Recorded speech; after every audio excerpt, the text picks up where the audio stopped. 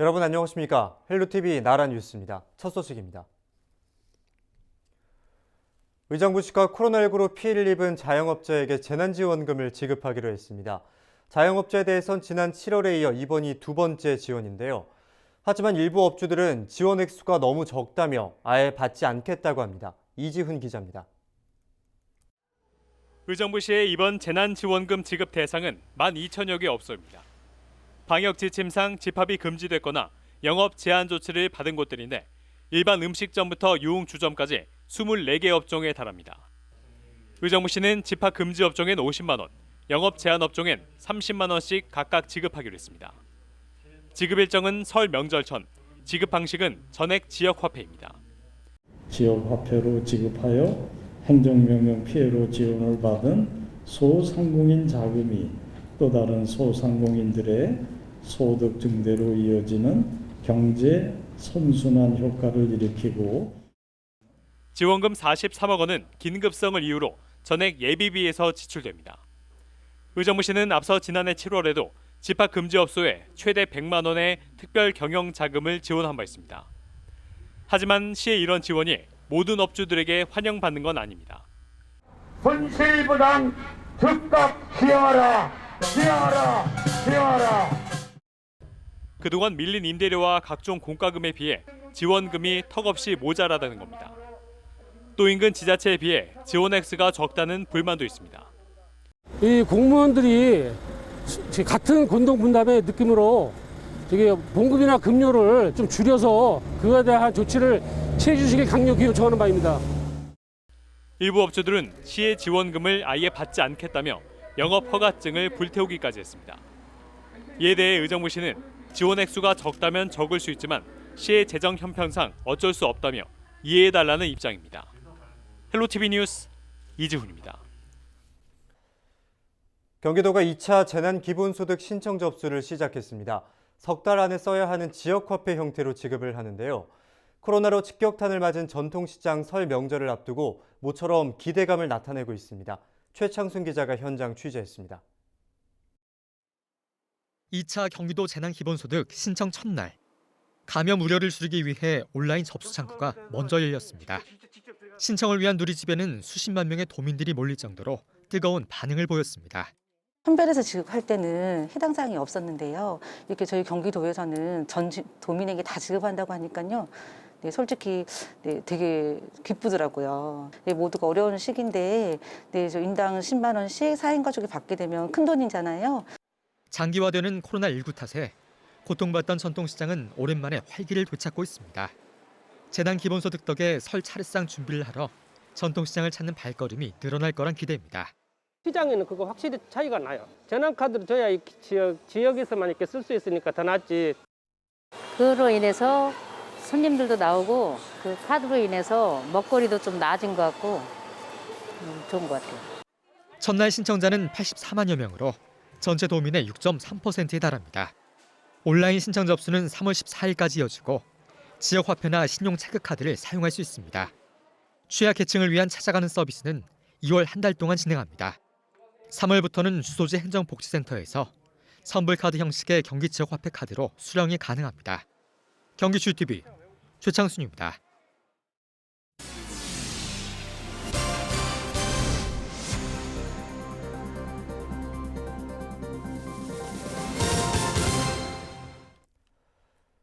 일산대교 통행료 인하는 인근 주민들의 수건입니다. 선거판 단골 공약에 오를 만큼 정치권에서도 연일 뜨거운 감자였는데요. 경기도에 이어 3개 지자체가 일산대교 통행료를 없애달라는 주민들의 목소리에 힘을 실었습니다. 이세진 기자의 보도입니다. 첫째, 고양, 김포, 사주, 3개시는 사업권 인수 등을 통한 일산대교 통행료 무료화가 관철될 때까지 함께 행동할 것이며 경기도 3개 지자체가 한 목소리를 냈습니다. 일산대교 통행료를 없애야 한다는 게 요지입니다. 이를 위한 해결책도 촉구했습니다. 통행료 원가 분석, 불합리한 수익 구조 개선, 사업권 인수 등 최적의 대안을 통해 민자도로로 건설된 일산대교는 한강을 건너는 다리 중에서 유일하게 통행료를 받는 곳입니다. 연간 통행량이 꾸준히 늘어나고 있지만 통행료는 과도하게 책정돼 있다는 지적이 나옵니다. 1km당 일산대교 통행료는 승용차 기준 660원. 평균 100원꼴인 다른 민자도로와 비교해도 6배 이상 비쌉니다. 통행량이 늘어나 수익도 보장되지만 경기도가 운영 보장 비용까지 일산대교 측에 지불해왔습니다. 상황이 이런데도 요금이 비싼 이유는 불합리한 수익 구조에 있다는 지적입니다. 그리고 또 경기도는 운영비가 90억에 달하고 있습니다. 그 운영비와 그다음에 이자비로 구실채권에서 72억이 나갑니다. 매년. 이 두 가지만 합쳐도 150억이라는 돈이 필요가 없는 돈을 우리가 지불하고 있는 겁니다. 세 개 지자체는 요금 인하가 아닌 무료화에 초점을 맞췄습니다. 실제 소유권이 국민연금공단에 있는 만큼 사업권 인수도 검토해야 한다는 입장입니다. 불가피하게 통행료를 징수한다 하더라도 그것이 합리적으로 정리될 수 있게끔 요구하는 것이고요. 원칙적으로는 오늘 저희들의 요구가 통행료 인하가 아닌 통행료 무료화라고 하는 것을 확실하게 말씀드리고 싶습니다. 앞서 경기도 역시 연구 용역 결과를 바탕으로 조만간 통행료 조정에 나서겠다는 입장을 내놓은 상황. 하루 평균 통행 차량 8만 대. 주민 수건이 된 일산대교 통행료 논란에 또 한 번 불이 붙었습니다. 헬로티비 뉴스 이세진입니다. 의정부의 한 가정 어린이집에서 아동학대 의심 신고가 접수돼 경찰이 수사에 나섰습니다. 경기 북부 아동보호 전문기관과 의정부시는 최근 이 어린이집에 아이를 맡긴 학부모로부터 신고를 접수받고 어린이집에 방문해 조사했습니다. 이들 기관이 어린이집 CCTV를 확인한 결과 보육교사가 누워있는 5살 아동의 팔을 세게 잡아당기는가 하면 아이가 손을 입에 갖다 대려 하자 아이의 손을 입에 강제로 밀어넣는 등의 행위가 영상에 찍힌 것을 확인했습니다. 경기 북부 아동보호 전문기관은 CCTV와 아동 면담 등을 통해 이 어린이집에서 아동학대가 있었을 것으로 판단하고 지난달 27일 경찰에 수사 의뢰했습니다. 경찰은 CCTV 영상 등을 토대로 실제 학대가 있었는지 등을 조사하고 있습니다. 안병용 의정부 시장이 내년 지방선거에서 경기도 교육감에 출마할 뜻을 밝혔습니다. 안 시장은 교육감 출마 의향을 묻는 기자의 질문에 기회가 온다면 적극적으로 검토할 것이라고 말했습니다. 안 시장은 또 지난 경력을 돌이켜볼 때 나는 교육가이자 행정가 그리고 정치가라며 법적으로 교육감에 출마하려면 교육 경력 3년 이상의 경력이 필요한데 과거 21년간 대학에서 교육자로 일했고 이후 11년째 의정부시의 행정수장으로 있으면서 지방행정도 두루 경험했다고 설명했습니다. 안 시장은 그러면서 법에 따라 교육감 출마를 위해선 정치적 중립을 위해 탈당을 해야 한다며 아직 좀 남아있으니 마음에 정리할 시간을 기다려달라고 말했습니다. 경기도의 전셋값이 6대 광역시보다 높은 전국 최고 수준인 것으로 조사됐습니다. 경기도는 지난해 말 기준 1제곱미터당 경기도의 평균 전세 가격은 287만 원이라고 밝혔습니다. 이는 부산과 대구, 대전과 울산, 인천과 광주 등 6대 광역시의 평균 전세가인 217만 원보다 15%가량 높은 수치인데요. 또 주택 평균 매매가 역시 경기도는 1제곱미터당 440만 원으로 6대 광역시 325만 원보다 115만 원이 높은 것으로 조사됐습니다. 서울에서 시작된 부동산값 급등이 경기도까지 번졌습니다. 도내 곳곳에서 10억 아파트가 등장하고 있는데요. 이 때문에 부동산 관련 불법 행위도 기승을 부리고 있습니다. 이재명 경기도지사는 부동산 투기 근절을 여러 차례 강조해 왔는데요. 경기도 특사경이 칼자루를 뽑았습니다. 이지훈 기자입니다. 올해로 입주 2년 차를 맞은 경기도의 한 아파트. 최근 한 달 사이 1억 원 넘게 올랐습니다. 입주 당시보다 2배 가까이 뛴 겁니다. 집주인들은 보다 높은 가격으로 팔기 위해 부동산 중개인을 압박합니다. 5억 초가 찍고 네이버 보시면 막 호가가 막 올라와 있잖아요. 그럼 저희가 올리는 게 아니라 주인들이 그렇게 올려달래요. 안 올리면 전화 와요. 왜 안 올리냐고. 집값 담합, 형사처벌 대상입니다. 경기도 특사경은 이 같은 집값 담합을 비롯해 부동산 관련 모든 불법 행위에 대해 철퇴를 예고했습니다. 부동산으로 불로소득을 얻는 길을 차단하겠다는 겁니다. 중점 수사 대상은 아파트 부정 청약이나 불법 점매, 토지 거래 허가 구역 내 부정 행위 등입니다. 특사경은 먼저 경기도 내 청약 경쟁률이 과열된 일부 지역을 대상으로 위장 전입과 청약 통장 매도 행위 등을 집중 수사할 예정입니다. 불법 행위가 드러나면 형사처벌은 물론 분양권 취소까지 한다는 방침입니다. 요새 부동산 가격이 급격하게 상승함에 따라 부동산 불법 행위를 통해서 얻어지는 불로소득을 근절을 하고요. 그다음에 무주택 서민 보호를 위해 대대적인 수사를 실시할 계획입니다. 지난 2019년 신설된 경기도 특사경 부동산 수사팀은 지난해까지 부동산 관련 불법 행위로 총 1,400여 명을 적발한 바 있습니다. 헬로티비 뉴스 이지훈입니다.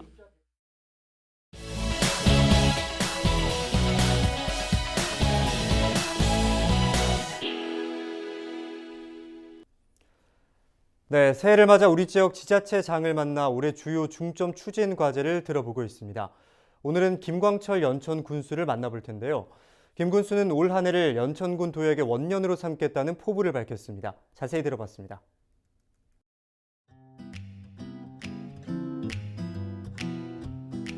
다행스럽게도 연천은 우리가 작년에 우리가 원년을 삼아서 이렇게 선포식을 하려고 했는데 결국 코로나19로 해서 선포식도 갖지를 못했죠.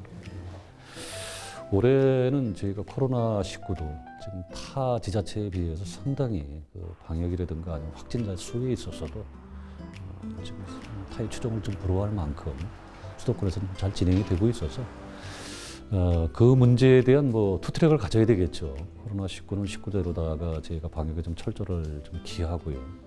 올해 이제 지금 사실은 올해 우리 연천 방문에 원년이나 올해 다름이 없거든요. 그래서 저희가 그동안 계획이 되었던 부분들에 대해서는 별로 이게 주저함이 없이 이렇게 진행을 하려고 합니다. 다만 문제가 되는 게 지침이나 방침에 따라 가지고 이게 홍보라든가 또 이 직객을 하는데 이게 문제가 생기다 보니까는 이런 면에 좀 어려움은 있는데 저희가 지침 내에서 양쪽보다는 좀 질적으로다가 지침 내에서 그런 좀 진행을 할 수 있는 투어라든가 직계라든가 이런 부분에 대해서 펼쳐 나가려고 이렇게 하고 있습니다.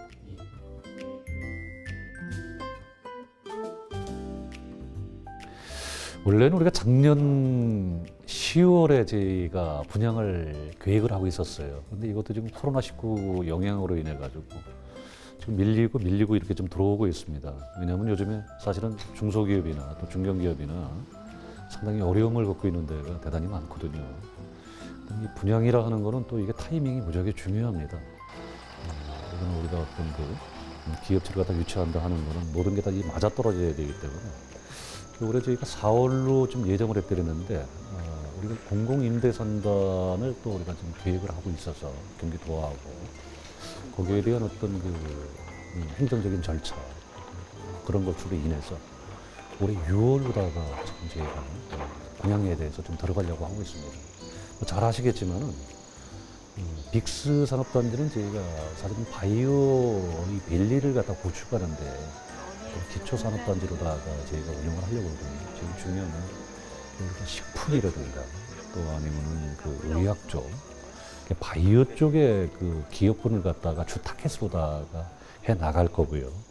거기서 더불어서 이제 다른 기업군들을 갖다가 이제 저희가 유치에 좀 총력을 갖다 기울일 겁니다. 그래서 단계별로 저희가 일정을 좀 추진하고 있는데 중요한 거는 뭐냐 하면은 이 산단을 갖다가 앞으로 10년 후에 또 20년 후에도 기반이 탄탄한 또 우리 지역 경제에 정말로 기여할 수 있는 또 지역 주민들이 선호할 수 있는 그런 좋은 기업들로다가 유치를 좀 해야 되는데 그런 면에 저희가 좀 만반의 준비를 갖다 좀 갖추고 있다는 것도 말씀을 좀 드리겠습니다.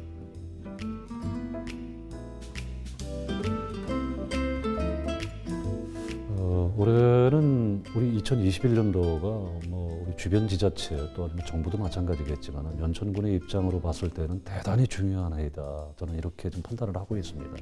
저 역시 우리 연천군 공직자들 또 산하단체를 갖다 중심으로 해서 단단한 각오로다가 준비하지 않으면 안 된다. 왜냐하면 저희는 지금 바이러스하고도 지금 몇 개의 바이러스하고 좀 싸우고 있고 또 지역경제 활성화를 위한 차원에서 또 지역경제의 어떤 토대를 갖다가 놓쳐서 안 되거든요.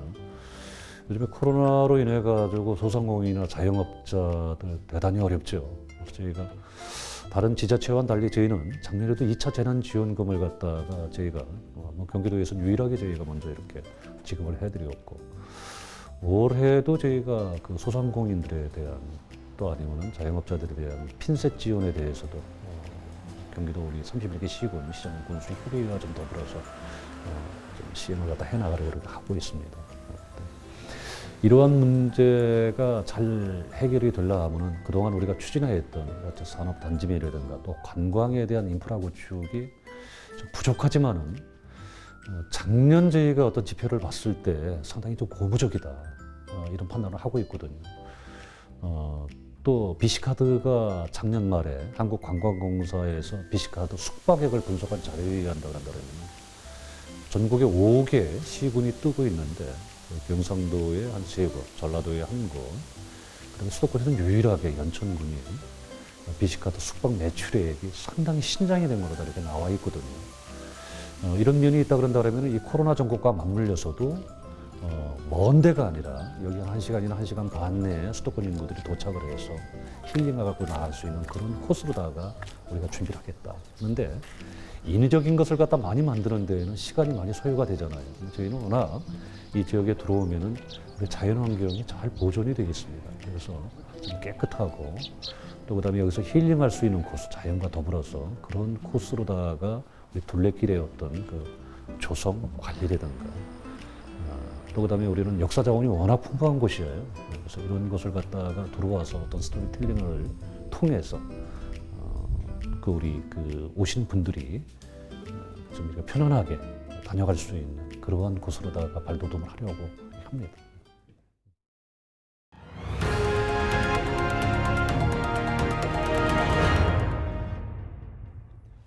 이제 설 명절이 얼마 남지 않았습니다. 설 차례상 가운데 빠질 수 없는 하나가 바로 술인데요. 우리 조상들은 차례상에 전통주를 빚어 조상님께 예를 갖추었다고 합니다. 경기도 농업기술원이 전통주 빚는 방법을 온라인으로 소개했다고 합니다. 김호 기자입니다. 곱게 빻은 쌀가루에 물을 붓고 천천히 저어줍니다. 풀어진 쌀가루는 잘 끓여서 반죽을 만듭니다. 완성된 반죽을 한 차례 차갑게 식힌 뒤 누룩을 넣고 버무립니다. 이렇게 만든 범벅을 통 안에 넣고 30시간 숙성시키면 전통주의 기본이 되는 밑술이 만들어집니다. 이렇게 걸쭉했던 죽이잖아요. 엄청 걸쭉했던 이 죽이 이틀이 지나면 물처럼 이렇게 풀어져 있는 모습 보이죠? 이렇게 된 게 얘가 밑술이에요. 숙성된 밑술은 덧술을 만들기 위해 찹쌀로 잘 쪄진 고두밥과 섞어줍니다. 조물조물 잘 버무려진 범벅을 3주간 통 안에서 숙성시키면 삼키기 아까울 만큼 맛있다는 석탄주가 됩니다. 전통주는 이렇게 쌀과 누룩을 기본 재료로 빚어집니다. 하지만 빚는 방법과 숙성 시기, 첨가하는 재료에 따라 종류만 수백 가지입니다. 전통 누룩으로 빚는 술들의 장점은 계절에 따라 빚는 이에 따라서 색깔을 다양하게 나타낼 수 있다는 장점을 가지고 있죠. 왜냐하면 빚는 환경에 따라서 술 발효 양상이 달라지기 때문에 맛도 달라지거든요. 그래서 그게 뭐 나만의 술을 빚는 데에는 전통 누룩만한 건 없다라고 생각하시면 될 것 같아요. 경기도 농업기술원이 설을 맞아 차례주 빚기 체험 교육을 실시했습니다. 코로나19에 따라 온라인으로 실시된 이번 교육에서는 잊혀져가는 전통주 제조 방법이 자세히 소개됐습니다. 잊혀지고 있는 고유 명절 문화와 전통 음식을 계승 발전시키고자 저희 경기도 농업기술원에서는 이번 설 명절을 맞이하여 경기미로 직접 술을 빚어 차례주를 올리는 설명주 차례주 빚기 온라인 교육을 추진하게 되었습니다. 농업기술원은 앞으로 지역 농산물을 활용한 전통 음식 만들기 체험을 정기적으로 실시해 전통 문화를 알리고 지역 농산물 소비 진작에도 힘쓸 예정입니다. 헬로티비 뉴스 김호입니다. 이상으로 헬로티비 나라 뉴스를 마치겠습니다. 저희는 늘 지역민과 함께하겠습니다. 뉴스를 마칩니다. 지금까지 함께해 주신 여러분 고맙습니다.